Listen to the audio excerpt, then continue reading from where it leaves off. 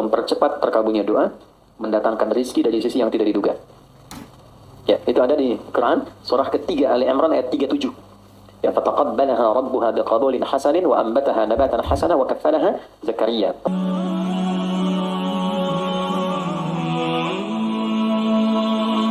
Baik, yang pertama teman-teman sekalian, doa itu adalah harapan terindah yang kita mohonkan kepada Allah dari satu keinginan yang diharapkan terwujud. Ya, apa saja yang dimohonkan kadang-kadang ada kaitan dengan kebutuhan keluarga, ada dengan pekerjaan, ada dengan lingkungan kehidupan, dan doa menunjuk bahwa kita itu lemah. Itu poinnya. Kita itu lemah, kita butuh pertolongan, dan kita punya Tuhan. Karena itu Allah sangat tidak suka kalau ada hamba yang tidak mau berdoa.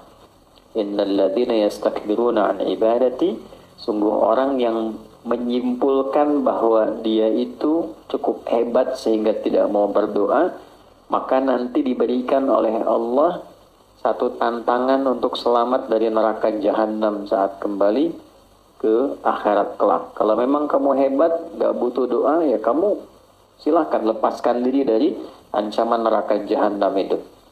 Nah, dengan berdoa menunjukkan kita lemah. Dengan berdoa menunjukkan kita tidak bisa menguasai segalanya. Jadi kalaupun menata pekerjaan, tidak harus menguasai semuanya. Karena tidak mungkin kita bisa melakukan segala hal harus kita kuasai. Apa yang kita bisa optimalkan, jadikan itu sebagai titik fokusnya, yang lainnya melengkapi satu dengan yang lainnya. Kemudian dalam berdoa itu nanti ada beberapa etika, adab, yang kalau kita kerjakan dengan adab itu mempercepat terkabulnya doa. Sama kayak anak minta ke orang tua, dengan adab kan lebih cepat diberikan dibandingkan dengan sekedar meminta tanpa adab. Yang ada malah orang tua bisa merespon dengan respon yang tidak diharapkan.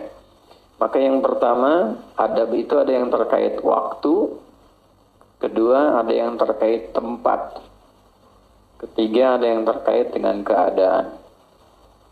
Misal, terkait dengan waktu, doa yang dipanjatkan di pertengahan malam itu berbeda waktunya dengan yang dipanjatkan dalam keadaan siang. Nah, kehusyuannya pun akan lain. Jadi kalau teman-teman buka Quran surah ke-73 Al-Muzammil di ayat yang ke-6, ya, apalagi ini dipanjatkan dalam keadaan tahajud misalnya, itu sentuhan ke hatinya lain.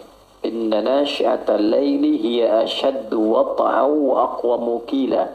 Sungguh bangun malam itu supaya kita bisa bermunajat, itu keheningan malam bisa mengantarkan kehusyuan pada permohonan kita sehingga menyentuh kepada jiwa. Karena gangguannya nggak banyak.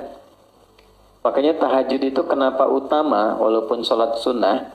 Karena memang malam ini kita bisa melepaskan dari kepenatan dunia, menghilangkan dari berbagai macam perhatian yang memungkinkan kita tidak khusyuk dalam ibadah. Kalau siang kan yang lihat banyak, ya kan? Ya, kalau ke masjid lagi sendirian khusyuk, begitu banyak orang makin meningkat, gitu kan? Nah, kalau malam siapa yang mau perhatikan? Riaknya tipis, ya. Kemudian sum'ah pengen didengar orang juga tipis karena nggak semua orang bangun. Nah, makanya kalau ada masalah yang urgent ya, teman-teman yang ibu ataupun teman-teman yang ikhwan, biasakan bangun malam. Minta sama Allah. Ya, waktu yang paling enak itu kalau sekarang subuh misalnya jam 4.44 lah ya, kurang lebih gitu ya. 4.44. Misal Anda bisa bangun dari setengah 4, jam 4 gitu. Nah, 4 ke setengah 5 itu namanya waktu sahar. Waktu sahar itu waktu paling bagus-bagusnya untuk istighfar dan berdoa. Ya, di situ ada petunjuknya di Quran surah ke-51 ayat ke-18. Wabil ashari hum yastaghfirun. Ada kebiasaan satu keluarga itu orang-orang yang menghidupkan waktu akhir malam menjelang subuh dengan istighfar. mengoreksi diri. Bisa dilakukan dengan keluarga kompak. Ya, misalnya habis tahajud, walaupun tidak harus panjang-panjang, tidak harus banyak rakaatnya. Misal cukup 2 rakaat, setelah itu witirnya 1 rakaat misalnya. Jangan paksakan yang tinggi-tinggi dulu sampai Al-Baqarah rakaat pertama misalnya kan. Baik, atau seterusnya. Cukup misalnya pertama Al-Falaq rakaat kedua, An-Nas, nanti witirnya Al-Ikhlas. Ya, itu untuk memulai. Nanti kalau sudah rasanya makin enak, diingkat lagi 4 rakaat, suratnya tambah. Nah, poinnya adalah kadang-kadang suka lupa habis tahajud selesai begitu saja. Tidak. Sunnah yang kedua istighfar.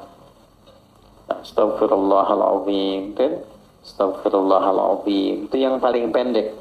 Astaghfirullahaladzim alladzi la ilaha illa huwal hayyul qayyum wa atubu ilaih. Itu agak panjang. Tapi kalau mau detil dengan fikih Qur'annya, mulai dari suami. Ya kan? Minta maaf sama istri. Sayang, aku mohon maaf kalau selama ini belum jadi suami yang baik. Kadang tidak mengerti keadaan kamu, kadang aku memaksakan yang bukan di luar kemampuanmu. Aku minta maaf kalau saatnya mesti kembali kepada Allah ternyata belum baik di hadapan Allah. Terus istighfar. Astagfirullah ya Allah, ampuni saya. Ampuni saya. Respon sama istri. Bang, aku juga mohon maaf selama ini belum jadi istri yang baik. Sering ngeluh sama kamu. Kadang-kadang tidak jujur. Dia minta. Ya Allah, ampuni kami. Nah, itu saat bersama-sama ya Allah, ampuni kami. Itu rasanya lain ke hati. Nah, itulah sakinah yang mempercepat itu datang. Ya, beda ketika sendiri. Dan itu sifat korektif, kolegial, mengoreksi diri dengan bersama-sama dalam konteks berkeluarga, itu diajarkan di Al-Quran. Apalagi ada anak misalnya, terus si kakak bilang ikut tahajud malam, mama, papa, aku minta maaf, selama ini belum jadi anak yang baik, selama ini sering nyakitin mama, papa. Itu semua istighfar, ya Allah, ampuni kami, ya Allah, sayangi kami, ya Allah. Itu kalau bisa dibiasakan, apalagi tiap malam bisa sholat dan demikian, itu keluarga terjaga dalam keharmonian. Keluarga terjaga dalam keharmonisan. Selalu harmoni, ketenangan. Dan yang paling indah adalah disitulah saat doa terkabulkan. Ya, ibadi, itu hadis kutsinya. Hamba aku, kan? Engkau mau minta apa? Engkau mau minta apa? Ya, man istaghfara ghafartulah. Siapa yang istighfar, aku ampuni. Istighfar itu kan mengoreksi diri kita. Artinya mohon maaf, setiap orang kan pasti punya kekurangan.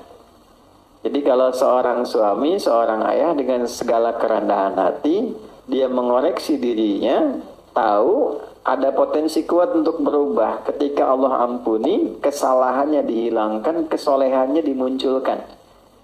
Jadi ciri orang yang diampuni itu, perbuatan salahnya hilang, solehnya muncul. Lisan itu kurang baik. Bagaimana diampuni dosa lisan? Berubahlah tampilan lisan ini dengan berkata yang baik dan ditinggalkan yang tidak baik yang sebelumnya dilakukan perbuatan itu. Itu poinnya. Ya, kita ingin bertobat dari harta yang haram, maka perbuatan yang mengantarkan pada haram jadi hilang, yang halal jadi muncul. Itu tanda penerimaan tobat di hadapan Allah. Terjadi perubahan kebaikan. Nah, sama kalau tadi di rumah tangga ada korektif, sifat mengoreksi kepada diri, lalu diampuni oleh Allah yang salah-salah itu, terjadilah perbaikan. Kebiasaan yang kurang bagusnya berubah menjadi baik. Itu potensi tertingginya dilakukan pada waktu apa? Pada tahajud, di waktu sahar. Kemudian man sa'ala, ya, a'ta, siapa yang meminta Allah berikan. Ya, man su'ila a'ta, siapa yang meminta kepada Allah dimintakan kemudian diberikan. Kemudian, nah ini poinnya. Perhatikan baik-baik, ini kalimatnya. Wa man da'a ajaba, siapa yang berdoa dijawab. Nah, jadi biasakan kalau ingin berdoa bisa diisi dengan istighfar terlebih dahulu. Makanya sebelum kita doa pasca sholat kan istighfar dulu. Istighfar, Allahumma antas salam, kemudian yang subhanallah, alhamdulillah, Allahu akbar, baru kesananya turunan ada doa kan. Ya, bagaimana minta dalam keadaan kotor, masih banyak dosa, masih minta ini kan. Kan secara normal, secara logika juga tidak nyambung. Jadi kita bersihkan dulu baru kemudian kita memohon kepada Allah. Jadi ini kalau dibiasakan waktu tengah malam menjelang akhir malam ke subuh itu waktu yang terbaik untuk berdoa. Di antara yang lain, antara adzan dengan iqamah misalnya itu waktu. Yang kedua tempat. Ada tempat-tempat tertentu yang secara spesifik mempercepat terkabulnya doa. Misal, ada yang tempatnya itu untuk umum di Mekah, area Ka'bah, kan, Multazam, Raudhah. Tapi kan nggak semua kita bisa ke sana. Karena itu apa yang bisa kita lakukan? Masjid. Ya. Ini yang teman-teman yang laki-laki ya, ada kebiasaan di sahabat Nabi itu diajarin sama Nabi kalau mau beraktivitas ke masjid dulu. Oke? Mereka berangkat dari masjid setelah subuh, salat syuruk, udah punya agenda. Jadi agenda itu disiapkan dari malam. Besok mau ngerjakan apa, dirapikan. Nah, subuh berangkat ke masjid, membawa agenda itu yang sudah kita pahami. Nanti dalam sholat kita minta sama Allah. Dalam sujud kita belajar di pertemuan lalu, dihadirkan ya dalam hati kita, minta dimudahkan, minta dibantu, minta dibimbing, minta ditolong. Baik, nanti pulang menariknya diajarkannya ke masjid dulu sebelum ke rumah. Coba teman-teman bisa praktekkan ya, kalau nanti dari kantor sebelum nyampe rumah, singgah di masjid dulu. Ambil wudhu, sholat 2 rakaat, pulang.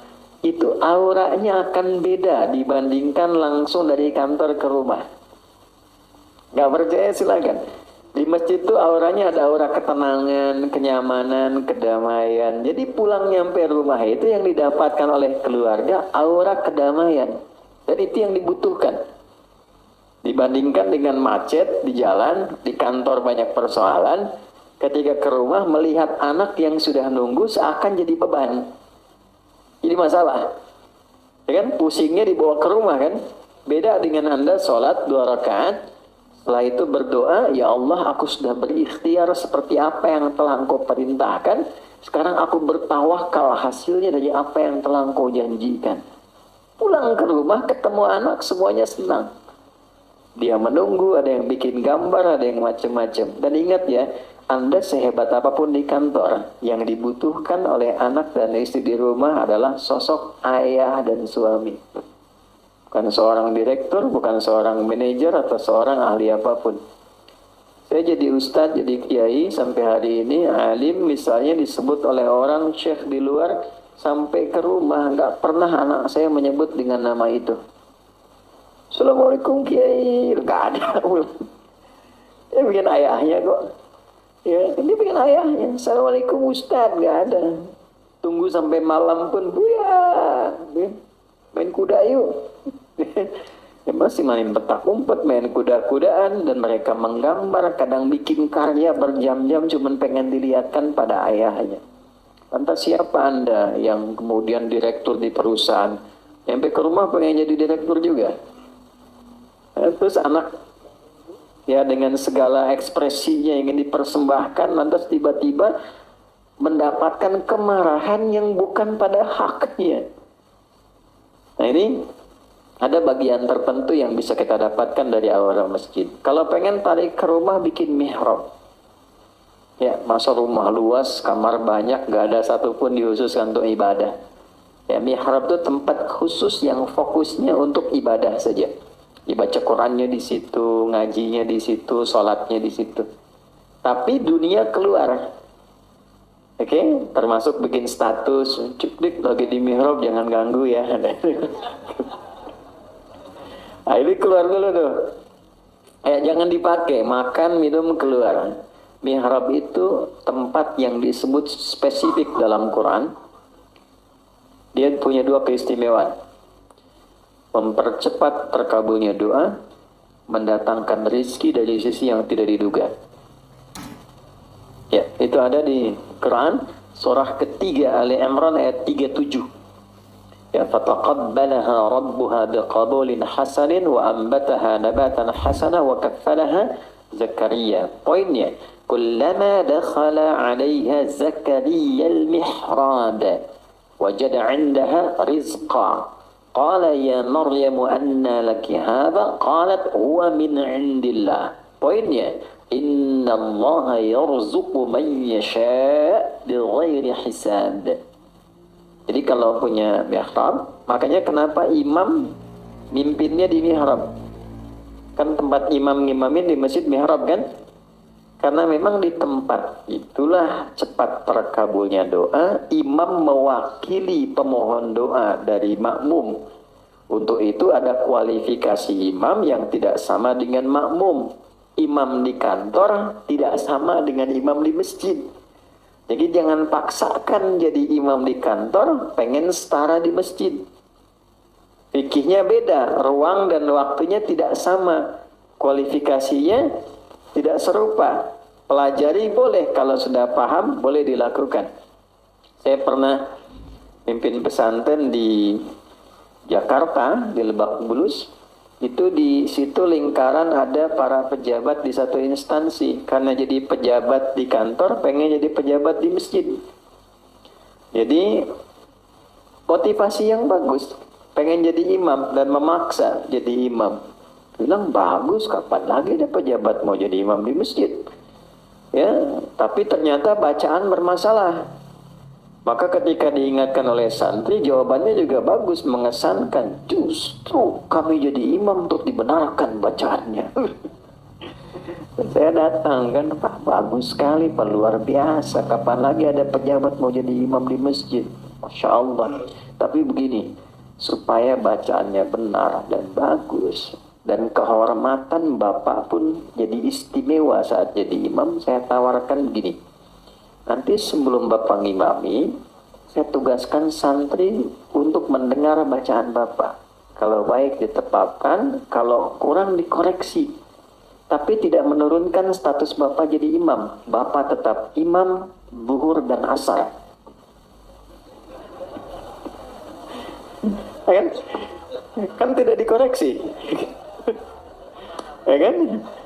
Yang penting bagi pejabat kan nggak turun jabatan. Kan? Bapak tetap imam, ya, tetap imam tapi zuhur dan asar. Tapi kalau ingin subuh, maghrib dan isya, Bapak dengarkan dulu sampai koreksi. Nah, dalam rangka koreksi itu saya pimpin dengan yang lain. Oh, sepakat Ustaz. Yang penting kan nggak turun jabatan, ya kan? Nah, setelah berlangsung dipimpin, terasa bagus, nyaman, akhirnya kita tawari, Pak, silakan. Oh enggak, udah ini aja, bagus kok. Kan? Nah, jadi kadang-kadang ada pola komunikasi hikmah itu tidak harus selalu marah. Orang belum tahu diberitahu, bukan dimarahi. Nah, maka di rumah bikin, walaupun tidak harus satu ruangan, sehamparan sejadah, kita bisa sholat, kita bisa minta. Nah, itu mempercepat terkabulnya doa. Jadi tempat sudah, kemudian waktu juga sudah, ya kan? Nah, yang ketiga adalah kondisi. Kondisi itu biasanya berkumpulnya orang-orang saleh saat pengajian. Ya, hadisnya ada di riwayat Ibnu Majah. Ya, man salaka tariqan yaltamisu fihi ilman sahalallahu lahu tariqan ilal jannah wa innal malaikata la tad'u ajnihataha ridan li talibil ilmi. Paham? Tidak. Siapapun yang menginvestasikan, meluangkan waktu, tenaganya, kesibukannya, dan dia arahkan satu bagian waktunya untuk belajar agama. Walaupun dia cuma ngaji satu ayat, satu hadis, itu Allah perintahkan pada malaikat, catat semua investasi, waktu, tenaga, keringatnya, untuk dilipat gandakan pahala demi meringankan langkahnya menuju surga. Oke, jadi ini nggak mudah. Wa innal malaikata, dan berikan satu tambahan saat dia mulai berangkat tapi niatnya memang spesifik untuk belajar. Maka ada malaikat yang Allah perintahkan untuk membentangkan sayapnya, memberikan ridha kepada orang ini sampai dia pulang kembali. Nah, di antara makna ridhonya malaikat itu, di antara maknanya mengaminkan doa yang dimohonkan. Itu teman-teman, saya yakin sekali banyak yang punya harapan pengen ini dan itu dari sejak berangkat tuh isi dengan doa. Oke, di jalan belum datang isi dengan doa. Selesai kita berdoa pulang. Nah, di antara doa itu ada yang sifatnya umum, ada yang mungkin sifatnya spesifik. Hadirkan tuh. Ya, karena malaikat mengaminkan. Karena itu malaikat sifatnya ghaib, nggak nampak. Kalau nampak kan masalah. Ya Allah, mohon malaikat samping. Kenapa John? Bapak siapa? Malaikat maut. Nggak jadi kita doa balik. Ya, nah ini sifat-sifat seperti ini. Alhamdulillah 3 ini tergabungkan. Tempatnya baik, tempat orang menghafal Quran, rumah Quran, dalam keadaan yang baik, dan insya Allah dengan orang-orang yang baik. Saya sebetulnya banyak merangkan hampir 20 menit, hanya ingin mengembalikan ke awal. Apa bagian awal tadi, mudah-mudahan berkumpulnya kita di tempat yang baik, dalam keadaan yang baik, dengan orang-orang yang baik, insya Allah mengantarkan dengan doa kita dan merubah kita menjadi orang yang lebih baik.